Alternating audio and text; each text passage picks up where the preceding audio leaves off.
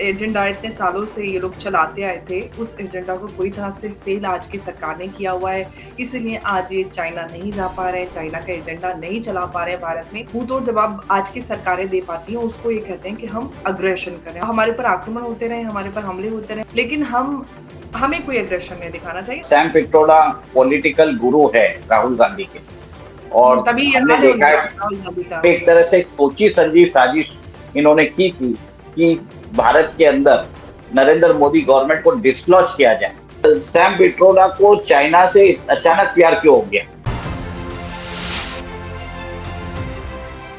जय हिंद, नमस्कार। मैं अंबर जैदी स्वागत करती हूँ आप सबका एक बार फिर से। और आज हाजिर है अंकल सैम की एक वीडियो लेकर, जिसने सोशल मीडिया और मीडिया में बवाल मचा के रखा है। अंकल सैम जब भी बोलते हैं आप सोच रहे कि अंकल सैम मैं किसी शायद अपने किसी बंधु की या संबंधी की बात कर रही हूँ। बिल्कुल ही मैं कांग्रेस वाले सैम पिट्रोडा यानी कि राहुल गांधी जी के जो सैम अंकल है उनकी मैं बात कर रही हूँ। आप ये वीडियो खुद देखिए और अंदाजा लगाइए कि अंकल सैम आखिर कहना क्या चाहते हैं। जो एजेंडा ये यहाँ पर प्ले करने की कोशिश कर रहे हैं, उसी पे हम चर्चा करेंगे हमारे आज के खास मेहमान उमेश अग्रवाल जी से। पहले वीडियो आपको दिखाते हैं, फिर उसके बाद हम इस पर चर्चा करेंगे। From China, I think there is always this thing blown out of at times proportion, because US has the habit of defining an enemy. I think time has come for all of us to really network nations and not have confrontation. Our attitude is that of confrontation from day one. And that attitude creates enemy, and that creates certain support in the country. I think we need to change that pattern. To assume that China is the enemy from day one, it's just not fair, not just to China, but to anybody. Okay.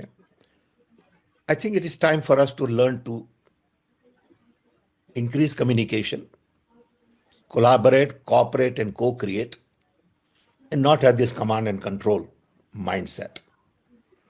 China is around, China is growing. You got to recognize that, respect that. And every other country is going to grow. Okay. Some will grow faster, some will go slower. Those who are very poor has to grow faster. Those who are well accomplished, developed, they will have slower growth. Those who are developed also will have aging population.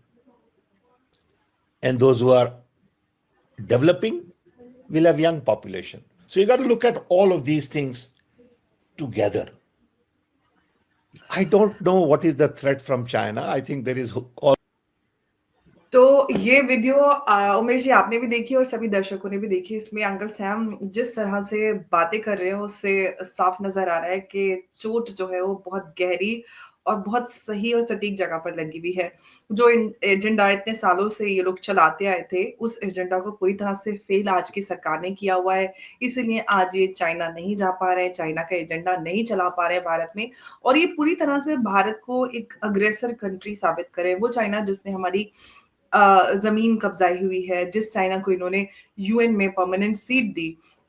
आज China से हालांकि हमारी बातचीत हो रही है, या फिर हम किसी भी और कंट्री की बात करते हैं, पाकिस्तान से जो पॉलिसी भारत ने अपनाई हुई है उसको लेकर भारत का एक अपना स्टैंड है। लेकिन ये वही है कि हमारे देश में अटैक होता है 26/11 का, और ये लोग डोजर पे डोजर एक्सचेंज करते हैं। जो आज मुंहतोड़ जवाब आज की सरकारें दे पाती हैं, उसको ये कहते हैं कि हम अग्रेशन करें, हमारे ऊपर आक्रमण होते रहे, हमारे ऊपर हमले होते रहे, हमारे सिविलियंस और हमारे जवान मारे जाते रहे, लेकिन हमें कोई अग्रेशन नहीं दिखाना चाहिए। उमेश जी किस तरह से देख रहे हैं? मुझे तो बहुत तकलीफ हो रही है इस तरह का एजेंडा, और इस एजेंडा को लोग कहते हैं कि आज देखो, अगर हम अपने ऊपर हो रहे हमले का जवाब देते हैं, हमारे साथ हो रही नाइंसाफी का जवाब देते हैं, तो हम अग्रेसर हो जाते हैं, और अगर हम उसको सहते आए तो हम बड़ी महान डेमोक्रेसी रहते हैं।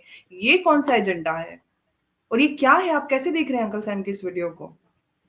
देखिए, सैम पिट्रोडा, अगर आप देखा जाए, वो पॉलिटिकल गुरु है राहुल गांधी के, और तभी हमने याद है देखा उनका, है राहुल गांधी का, वो पता चल रहा है जैसे गुरु हैं वैसे ही राहुल गांधी है। और जब भी यूएस में राहुल गांधी की यात्रा होती है, सैम पिट्रोडा ऑर्गेनाइज करते हैं। He is an important link and connection between the Congress party and the Democrats in America. जो डेमोक्रेट्स का जो एजेंडा है लेफ्टिस्ट और जिहादीज को सपोर्ट करने का, कांग्रेस का सिमिलर एजेंडा है भारत में।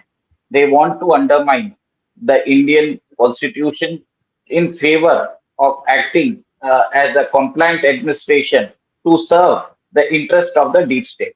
सिंपल है उनका।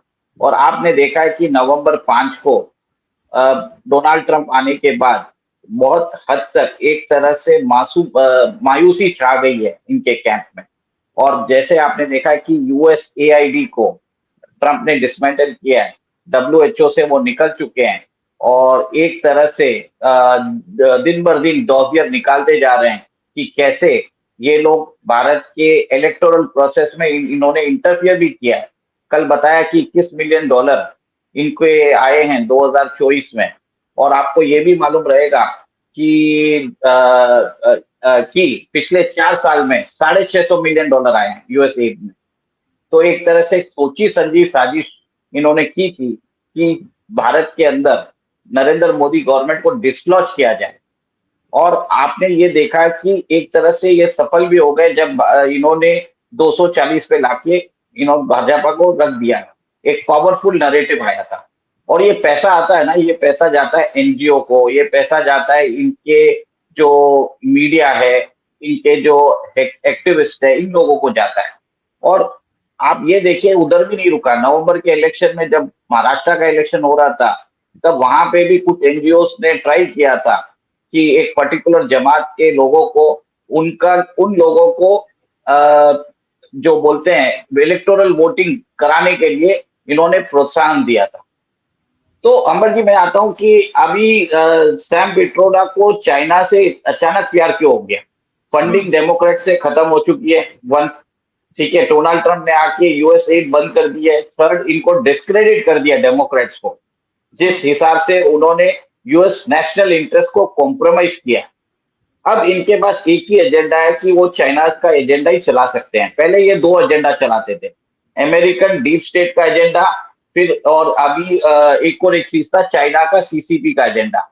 आपको मालूम है सीसीपी जो सीसीपी के साथ इनका करार भी हुआ था 2008 में, जब 2008 विंटर ओलंपिक्स हुआ था।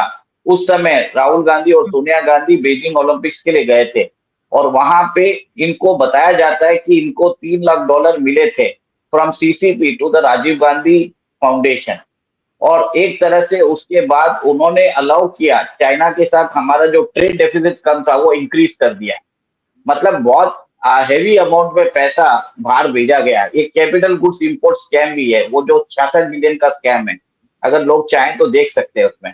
इसमें क्या हुआ, बहुत सारा पैसा भारत से चाइना भेजा गया और उसमें बताया गया कि हमने मशीनरी इंपोर्ट की। पर हम जब इंस्पेक्शन किया गया उस पर्टिकुलर प्लेसेस में जहां पे वो मशीनरी रहनी चाहिए, वहां पे मशीनरी दिखी नहीं। तो एक तरह से क्लियर कट केस है मनी लॉन्ड्रिंग का। तो आप ये देखिए कि अब इन्होंने बात की है कि India should cooperate, it should cohabitate, it should collaborate. और एक तरह से बोला है कि चाइना के साथ हम डे 1 से उनको एनिमी समझते हैं। ऐसी बात नहीं है। अगर आप देखा जाए, जब से चाइना आया है हमने उनको सपोर्ट भी किया है, हमने पंचशील एग्रीमेंट साइन किया उनके साथ, हमने उनके साथ एक तरह से नॉर्मलाइजेशन ऑफ टाइज भी बात की। यूनाइटेड नेशंस में उनको सिक्योरिटी काउंसिल सीट ऑफर की जो हमें यूएस ने ऑफर की थी। तो एक तरह से भारत ने एक तरह से चाइना का डोमिनेंस एक्सेप्ट ही कर लिया था। फिर इनको प्रॉब्लम ये हुई थी कि इनको लगा कि भारत का जो जेनरोसिटी अगर बढ़ता जाएगा तो चाइना को कोई भी रेस्पेक्ट नहीं करेगा। तो उन्होंने 1962 में भारत के ऊपर हमला किया और अक्साई चीन को इन्होंने हत्या लिया। ये बोलते हैं अरुणाचल प्रदेश हमारा है, ये बोलते हैं लद्दाख हमारा है। एक तरह से चाइना का एक्सपेंशनिस्ट एजेंडा चलता जा रहा है। इनफैक्ट देखा जाए तो तिब्बत तो भारत का अंग है, हमारा बहुत ज्यादा लिबरल टाइज है। और भारतीय सरकार ने 1959 में जब चाइना ने तिब्बत पर ऑक्यूपाई किया, उस समय ये बात मान के बहुत बड़ी गलती की। और आपको जान के हैरानी होगी, उस समय नेहरू ने चाइनीज फोर्सेस को चावल दिए थे। और 1962 में जब चाइना ने हम पे हमला किया, हमारी एयरफोर्स को अलाउ नहीं किया यूज करने के लिए। तो एक तरह से हमने इनकी बेवकूफी, कांग्रेस की बेवकूफी के कारण हमने बहुत अक्साई चीन खो दिया था। अगर उस समय यूएस नहीं आता तो आप सोच लीजिए आगे ये लोग और बढ़ जाते। ये नेहरू की निकम्मा जो एडमिनिस्ट्रेशन है, उन्होंने कुछ काम नहीं किया था, हमारी डिफेंस में ध्यान ही नहीं दिया था, हमारे सोल्जर्स के पास प्रॉपर फूड और क्लोथिंग भी नहीं था उस समय, इतनी ज्यादा प्रॉब्लम थी, फिर भी हमारे सोल्जर्स ने लड़े थे और उन्होंने काम किया था। अब बात करते हैं कि ये सडनली इनके सुर क्यों चेंज कर रहे हैं, ये क्यों बताना चाहते हैं, क्योंकि आपने देखा है कि जैसे ही अभी डोनाल्ड ट्रंप से मिलने नरेंद्र मोदी जी गए हैं, उनकी कैबिनेट में सारे एंटी चाइना हॉक है। भले आप मार्को रूबियो ले लीजिए, माइक वॉल्स ले लीजिए, या तुलसी गबार्ड ले लीजिए, एवरीबडी इज एंटी चाइना। हाँ, जेडी वैंस, सब आप देख लीजिए। और आपने ये भी देखा है कि भारत को ट्रंप ने F-35 भी ऑफर कर दिया है। ये सिर्फ ऑफर किया, भारत ने एक्सेप्टेंस भी नहीं किया। इससे ही पाकिस्तान और चाइना के अंदर वो एक खलबली मच गई। They call it as a regional imbalance. एक तरह से स्कटल करना चाहते हैं कि भारत का ग्रोइंग पावर। कहीं ना कहीं मुझे लगता है कि बात तिब्बत के ऊपर भी हुई लगता है, और कहीं ना कहीं आप ये देखेंगे कि आगे ट्रंप एडमिनिस्ट्रेशन तिब्बत का इश्यू भी रेस करेगा जब टाइम आएगा। तो इस सब को प्रिवेंट करने के लिए भारत को एक तरह से बोलते हैं ना कि आप चाइना को अलाउ करो कि चाइना आपकी कंपनीज में इन्वेस्टमेंट कर सके, आप उनके टिकटॉक को बैन मत करो, ये सब वो बात कर रहे हैं। जबकि चाइना हमारा एक्साइज चीन लेकर बैठा है, उसके ऊपर बात नहीं कर रहा है। आज भी बॉर्डर पे वो ट्राई कर रहा है, उसने रिहेबिलिटेशन बना दिया एक्साइज चीन में, वहां पे वो एक्सरसाइज कर रहा है। पहले तो बोलिए कि गेट आउट ऑफ एक्साइज चीन और हमारा जो हिस्सा है हमको वापस करो। और जो पाकिस्तान ने उनको जो गिफ्ट किया है, जो कश्मीर उनको गिफ्ट किया है, वो भी उनको वापस करने को बोलो, फिर जाके नॉर्मलाइजेशन ऑफ टाइज होगा। अभी सिर्फ डिसएंगेजमेंट हुआ है, डी एस्केलेशन होगा। बॉर्डर को उनको बॉर्डर को एक्सेप्ट करना पड़ेगा कि ये बॉर्डर भारत का है और आप अपनी हद में रहिए, तब जाके बात होती है। चाइना को तो कल वो बोलेगा कि ये हमारा मंकी डायनेस्टी था, अर्थ हमारा ही है, मतलब वो कुछ भी उल्ट बातें करेगा और हम ना मानना पड़ेगा। और ये जो सैम पेट्रोडा है, इन्होंने अपना बता दिया है कि चाइनीज एजेंडा चला रहे हैं। और कल कांग्रेस पार्टी ने भी, आपने देखा होगा, एक पोस्टर निकाला है कि F-35 को हम लेके एक बहुत बड़ी गलती कर रहे हैं। आप सोचिए, अभी तक तो गवर्नमेंट ने साइन भी नहीं किया है, एक्सप्रेस भी नहीं किया हम लेने वाले हैं, उससे पहले ही प्रोपोगेंडा चालू कर दिया है। रफाल के लिए जैसे चालू किया था इन्होंने, कल अगर हम साइन कर लेते तो इसका बवाल मचा देते। और बाई चांस अगर समझ लीजिए अदानी अगर उस वेंचर में रहे, ये तो देश भर में नाचना चालू कर देंगे कि भारत को इन्होंने बेच डाला है, अदानी को बेच डाला है, रोना चालू कर देंगे। इनका सिंपल एजेंडा है कि भारत अपनी सुरक्षा न बढ़ाए, भारत अपने फाइटर एयरक्राफ्ट प्रोग्राम को ये लोग डीरेल करना चाहते हैं। इट इज सिंपल चीज। और हमें कोई जरूरत नहीं है चाइना की, चाइना को हमारी जरूरत है। आज आपको मालूम होगा, चाइना में कल एक कंपनी है जो जो जोमोंग करके है, वो वहां पे ऑटोनोमस ड्राइविंग सॉफ्टवेयर कुछ बनाती है। वो उनके जो ओनर है वो चाइना छोड़ के भाग गए, ठीक है। और वो भागे यूएस। 700 एम्प्लॉय को बोल दिया है कि आप अपना जो सामान है 1-2 दिन में ले लीजिए, नहीं तो बाद में बिल्डिंग सील हो जाएगी। उस कंपनी की वैल्यूएशन कम से कम $1.2 बिलियन थी। उसके अंदर बहुत सारी कंपनीज ने इन्वेस्ट करके रखा हुआ है, और लेनोवो ने इन्वेस्ट करके रखा हुआ है। तो चाइना की इकोनॉमी तो अभी खराब होना चालू हुआ है। और यहाँ तक बात हुआ है कि वहां के एक प्रॉपर्टी डेवलपर ने सामने से जाके बोल रहा है कि भाई साहब, मेरे को कोर्ट में जाके उन्होंने बोला है कि प्लीज आप इस कंपनी को बंद कर दीजिए, मैं और परेशानी नहीं झेल सकता। आप सोचिए, ऐसी हालत हो गई है। तो इसके अंदर वो चाहते हैं कि भारत अभी नॉर्मलाइज करे। भारत को कोई जरूरत नहीं है चाइना की। अगर चाइना नहीं देगा, चाइना अगर आपको नहीं देगा तो टेम्पररी प्रॉब्लम्स आएंगे। बट आपको मालूम है, जब भी प्रॉब्लम्स आते हैं उसका सोल्यूशन भी निकलता है, ऑल्टरनेटिव सप्लाई चेन बन जाएगा। क्योंकि भारत का जो मार्केट है, we are 16% of the world population, 1 in 6 human being in the world is an Indian. तो उससे हमको कोई प्रॉब्लम नहीं है, प्रॉब्लम उनको है, क्योंकि वो बताते हैं उनकी पॉपुलेशन 140 करोड़ है, और 140 करोड़ नहीं है। लोग बताते हैं कि करीब सिर्फ 100 करोड़ है, उससे ऊपर नहीं है। और ऊपर से उधर की पॉपुलेशन एजिंग पॉपुलेशन है। ये देखिए उन्होंने ये भी बोला है कि some countries will grow rapidly, some countries will grow. और नहीं, उन्होंने एक और बात बोली कि चाइना इज डूइंग गुड और एवरीथिंग। मतलब सोचिए कि चाइनीज इकोनॉमी जो है कोलैप्स कर रही है, दुनिया भर में इस पे चर्चा हो रही है। वहां पे रेस्टोरेंट, स्कूल या किंडरगार्टन सारे इतने तेजी से बंद हो रहे हैं, और अंकल सैम कहते हैं कि भाई चाइना बहुत अच्छा कर रहा है। मतलब बुरी देख तरह से चाइनीज एजेंडा यहाँ पर वो कर रहे हैं। जी। एक चीज आपको बता देता हूँ, चाइना का डेट टू जीडीपी है 300%। मतलब आप $3 दोगे तो $1 का इंक्रीमेंटल आउटपुट होगा। भारत का डेट टू जीडीपी है 83%। ठीक है, तो ये डिफरेंस है इंडिया और इंडिया और चाइना में। और आप ये देख लीजिए, ये चाइनीज एजेंडा चलाना चाहते हैं, भारत को एक एग्रेसर बताना चाहते हैं, भारत को एक बोलते हैं आप पीछे बात करिए। एक तरह से चाइनीज एजेंडा चालू कर दिया इन देश में।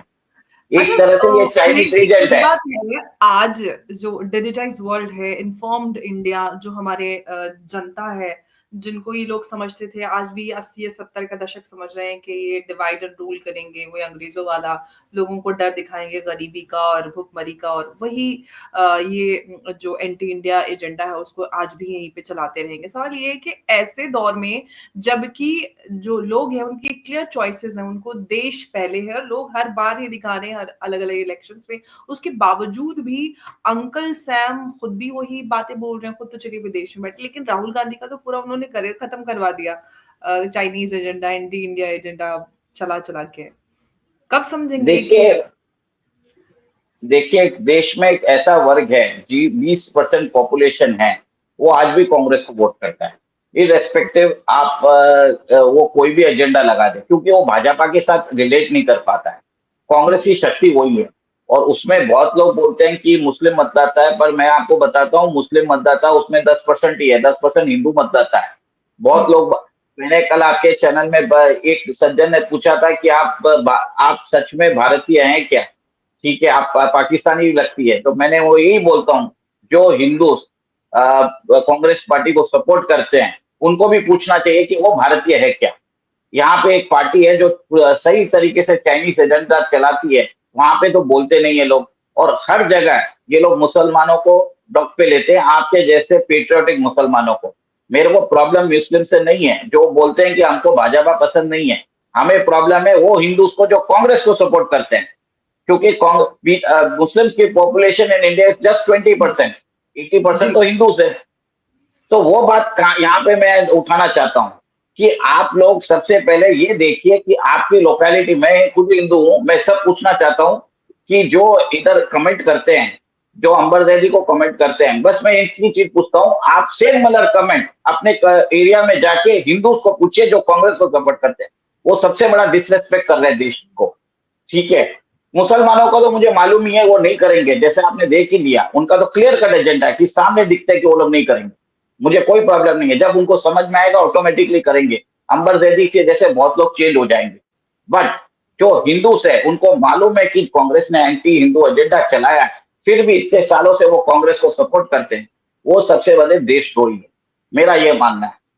ठीक है, और मुझे एक और लगता है चीज कि बोलना अब आज के दौर में जो चॉइसेस हैं वो बहुत इजीली लोग अपनी बना सकते हैं, और क्योंकि उनके पास इंफॉर्मेशन है, they can easily form an opinion. और पहले का दौर अलग था, और देश बदल रहा है, और चॉइसेस भी उनकी क्लियर हैं। बार बार वो जो सरकार है वो नेशनलिस्ट राष्ट्रवादी सरकार चुनते हैं, और अंकल सैम या राहुल गांधी की बात करें तो उनके सामने ये सारी चीजें क्लियर है, लेकिन बावजूद उसके मजबूरी है, और जो आका बोलते हैं वो तो करना ही पड़ता है, और वो बार-बार कर रहे हैं। चाइना का एजेंडा चला रहे हैं, और ये देश पूरा समझ रहा है, देश देख रहा है।